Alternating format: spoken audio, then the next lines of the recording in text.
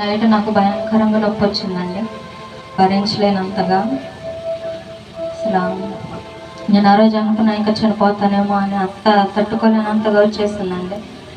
Night ఇంకా faster గారికి phone చేశానండి. ఫోన్ చేసేసరికి ఏం కాలేదమ్మా, వెయిట్ చేసి అలా ఉంది, వాటర్ తాగితే తగ్గిపోతుందిరా అని చెప్పారండి. ప్రార్థన చేశారు. ప్రార్థన చేసిన తర్వాత నాకైతే ఒకటే ఆలోచన ఉంది. ఆ వారం నేను ఆదివారం చర్చికి వెళ్ళలేదండి, పాపకి హెల్త్ బాగాలేదని. అదే ఆలోచన వస్తుంది. నేను అనుకున్నాను ఆ రోజు సన్నిధాన్ని విడిచిపెట్టాను కాబట్టి ఈ నొప్పి అని. దేవుడిని నేను తప్పు చేశాను, అడిగాను క్షమాపణ.